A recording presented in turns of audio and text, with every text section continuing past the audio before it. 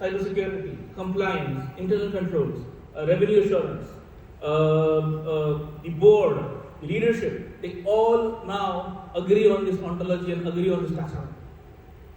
Then comes the industry meta models. For example, you may all be aware about eTOM. Like I've been using eTOM since 2005, 6. It's evolved. Now, eTOM is a business model for telecom. Okay? But then it stops at process definitions. It stops at certain point.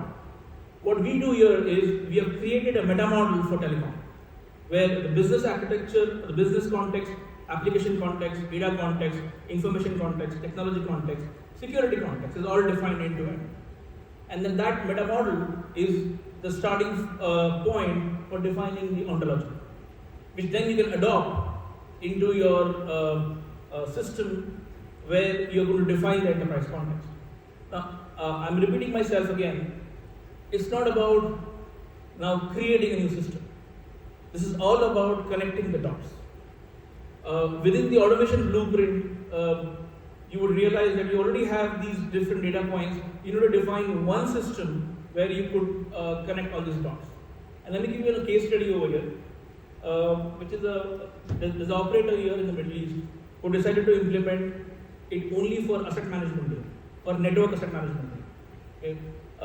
So when we went in, we realized that the records, the 80,000 asset records, are available across various element managers. It's there in IPAM, it's there in the IT side on the 2FA, it is there in the PAM, it is all over the place. But the business is still running. There are operational inefficiencies in the process. So when we went in using the better automation blueprint for asset management, we then came up with a model where all of this was unified using one of the existing systems, which we decided to make it the golden record system. And then they adopted, and then from that point onwards, the entire asset management was streamlined between IT and network. So the industry blueprints is all about how the industry context is defined over there. I mean, when you go to financial services, the context changes. The LOB changes, the products changes, the services changes, the way in which the revenue generation, the revenue accounting changes, the business context changes, the application landscape changes. The like fulfillment assurance billing in financial services, the mega process again changes. So the entire change is basically captured across this industry in these various meta models. Then comes alignment to existing GRC of the organization, the existing exposure management capabilities of the organization, the existing DevOps, DevSecOps, the existing frameworks, existing practices that are today already operating in the organization. That's where there's alignment guidelines, how better can be aligned with the existing risk management, how better can be aligned with the existing compliance management, how better can be aligned with the existing TPRM, and so on and so forth. So those are the industry practice guides.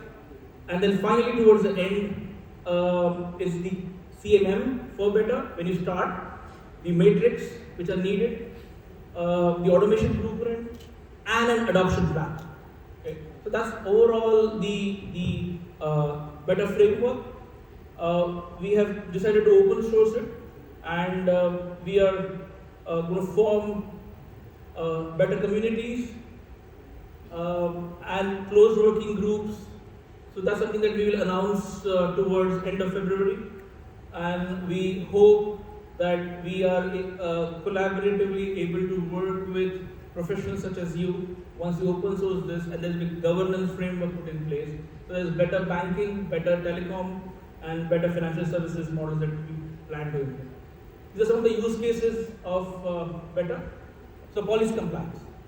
So the organizational policies, once assessed by audit or by compliance management, and there are findings coming out of it. Now, how do you express material impact of those findings? So policy compliance can use it for impact assessment. So whole compliance domain can use the better framework for expression of impact.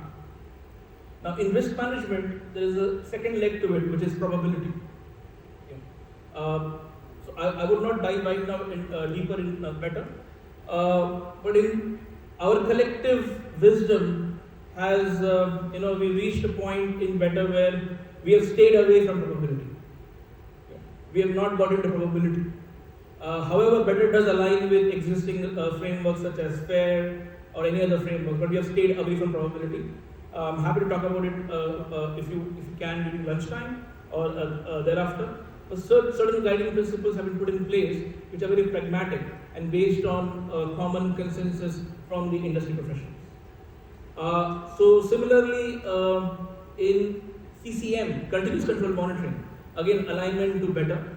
So for example, if you take again FS31, FS31 controls now can be orchestrated, and then the exposure angle aspect can be very well expressed from better. So now your GSME compliance can materially express the impact on the organization with regards to the better framework.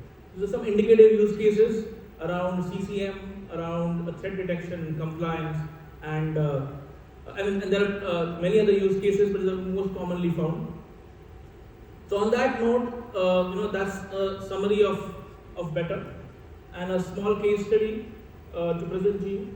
So this particular client that we're basically working with, they adopted better in various functions. So they adopted better for risk management expression, impact expression. They adopted better for compliance assessments.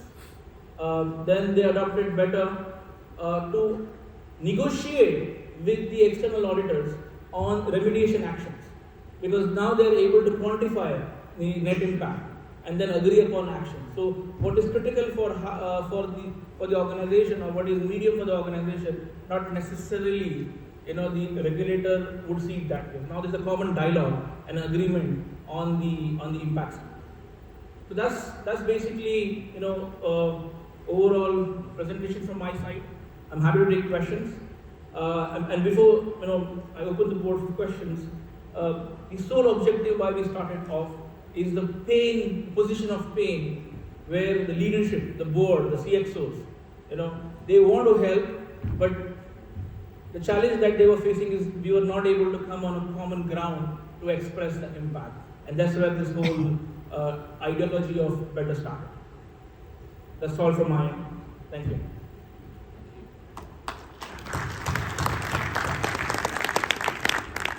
So it's very thought-provoking. Any questions from the floor at all?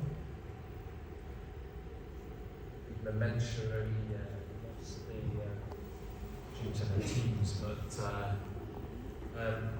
obviously I'm thinking about our work with our baseline security controls and our requirements.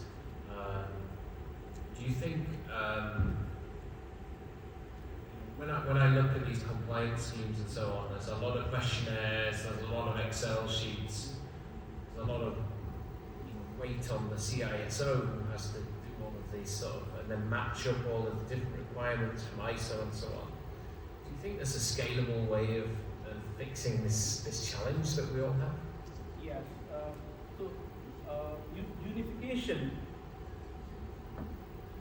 Unification of these controls, and then attaching that to the controls taxonomy. Okay. Now the CISO does not really have to, demonstrate compliance against individual standards.